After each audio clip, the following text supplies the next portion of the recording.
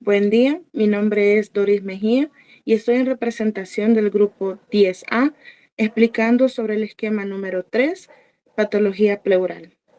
Para comprender las patologías pleurales que pueden afectar el funcionamiento pulmonar, tenemos que recordar qué es la pleura pulmonar. De forma breve, podemos decir que es una capa delgada de tejido que recubre los pulmones y esta reviste la pared interior de la cavidad torácica.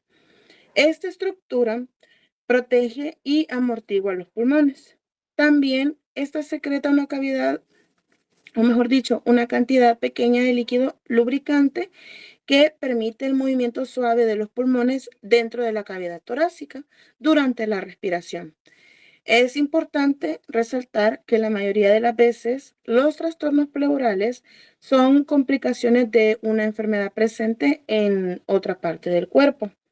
Entre los trastornos primarios más importantes, según la literatura, tenemos dos.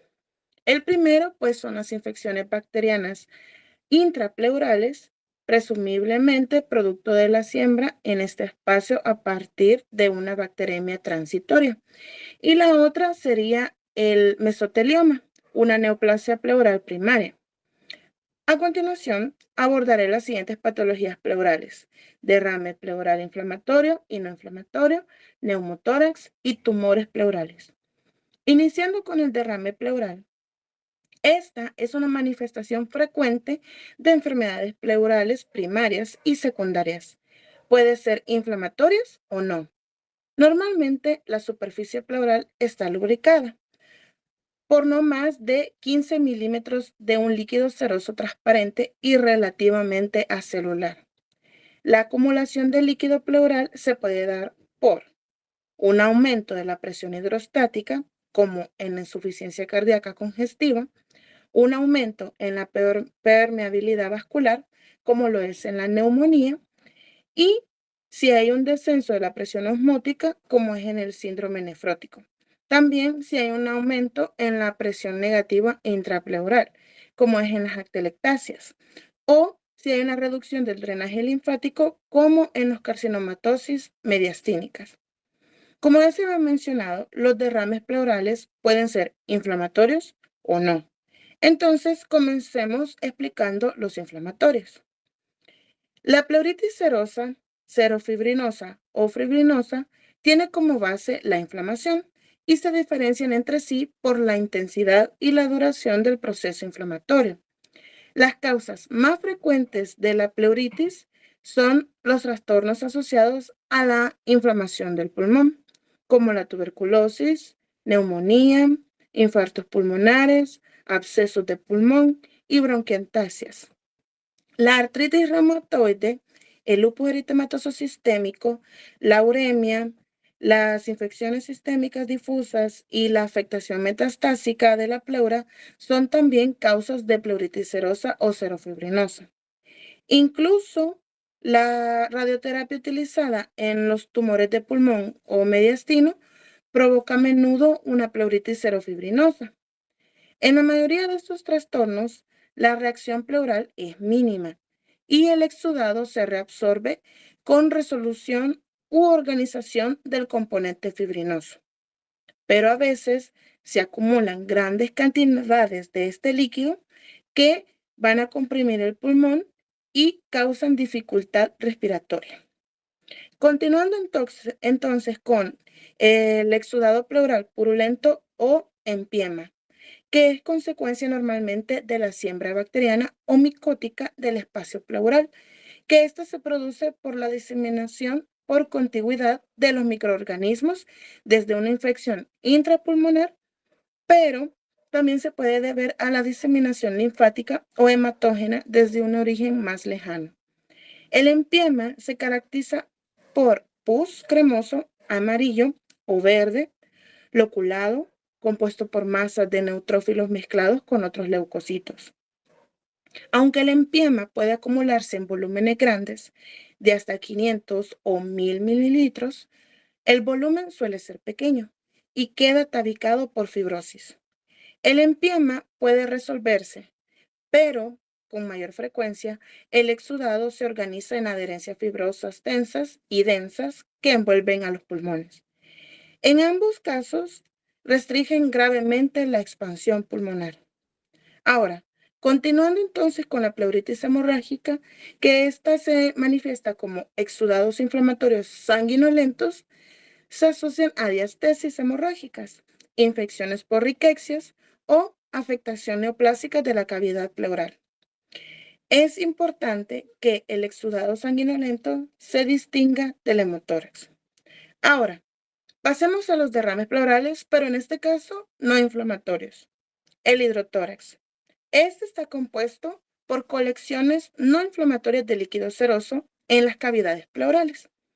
El líquido es transparente y de color pajizo.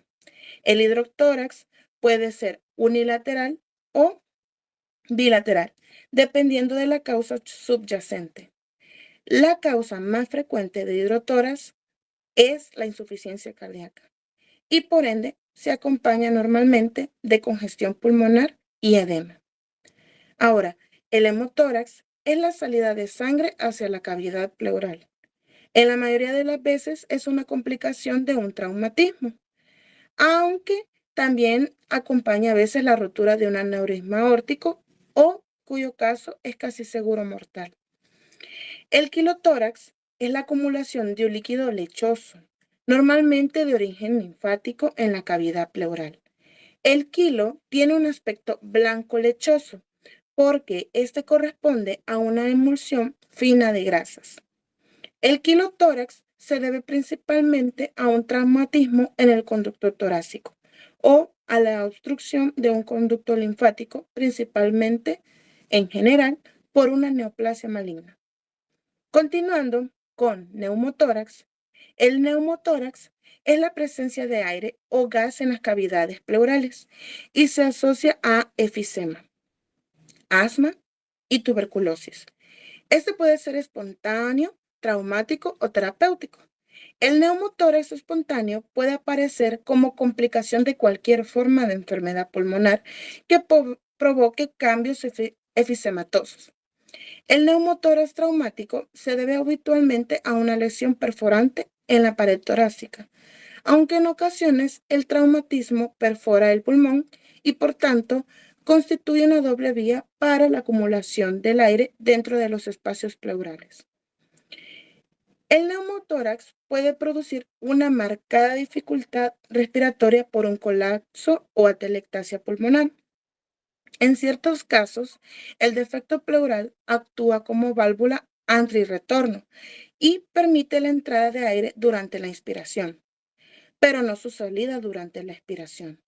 A esto se le llama neumotórax a tensión y en él la presión intrapleural progresivamente creciente puede comprimir las estructuras vitales del mediastino y el pulmón contralateral. Ahora, por último, vamos a hablar sobre los tumores pleurales. La pleura puede verse afectada por tumores primarios o secundarios. La afectación metastásica secundaria es mucho más frecuente que la primaria. Los procesos malignos metastásicos más frecuentes proceden de neoplasias primarias de pulmón y mama. Pero un proceso maligno de cualquier órgano puede diseminarse a los espacios pleurales. La mayoría de los implantes metastásicos producen un derrame serohemático que contiene a menudo células neoplásicas. Por este motivo, el estudio citológico del sedimento tiene un valor diagnóstico considerable. Ahora, en la pleura se puede formar un tumor fibroso solitario. Este es un tumor de tejidos blandos que tiende a presentarse en la pleura y con menor frecuencia en el pulmón y otras localizaciones. El tumor está unido a menudo al espacio pleural mediante un pedículo.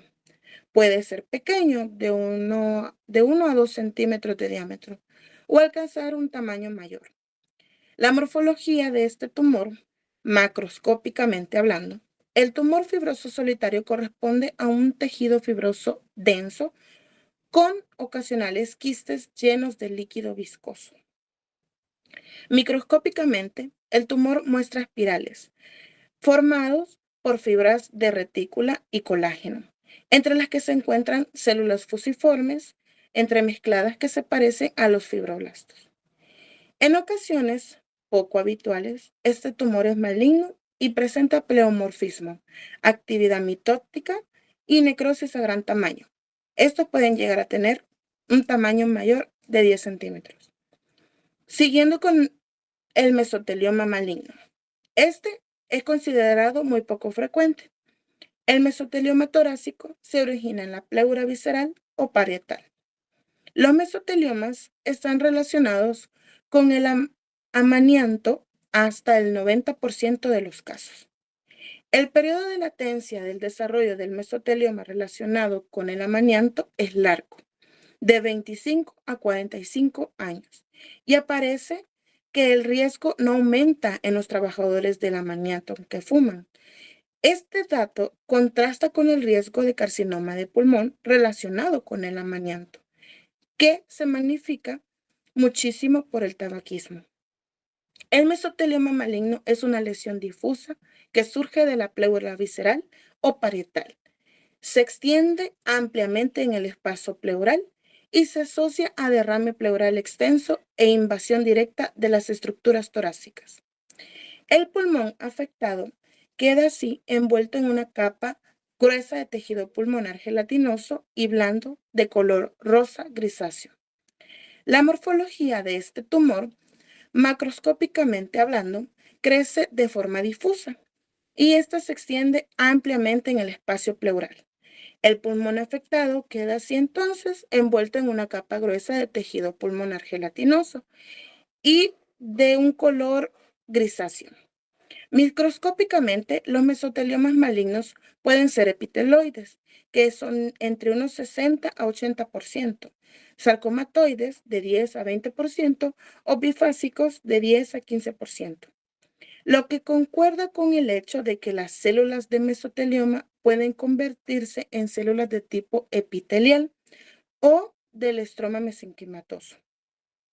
El tipo de epiteloide de mesotelioma contiene células cuboides, cilíndricas o aplanadas, que forman estructuras tubulares o papilares, que se parecen al adenocarcinoma. Las tinciones inmunohistoquímicas son muy útiles para distinguirlo del adenocarcinoma pulmonar. El mesotelioma de tipo mesenquimatoso, o sea, también tipo sarcomatoide, tiene un aspecto parecido al fibrosarcoma. El tipo bifásico de mesotelioma contiene ambos patrones epiteloide y sarcomatoide. Y esto sería todo de mi parte. Muchas gracias por su atención prestada.